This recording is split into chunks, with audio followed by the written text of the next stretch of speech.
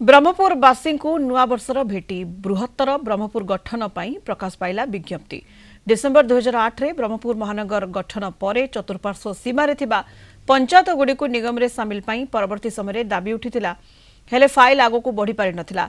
गत 17 तारिख में मुख्यमंत्री मोहन माझी ब्रह्मपुर गस्त अवसर में बृहत्तर ब्रह्मपुर गठन नहीं घोषणा करथिले। आज एने विज्ञप्ति प्रकाश पाई। ब्रह्मपुर 34टी गाँ सामिल हेब सूचना दैछंती मंत्री विभूति भूषण जेना। गत 17 तारिख दिन ब्रह्मपुर ठारे माननीय मुख्यमंत्री मोहन चरण माझी बहु प्रतीक्षित ग्रेटर ब्रह्मपुर घोषणा करथिले। 2008 मसीह जिते महानगर घोषणा होता से दिन ठारू ब्रह्मपुर पेरीफेरी पंचायत गुड़ मिसई ग्रेटर ब्रह्मपुर कथा ए पर्यंत कही आसुले।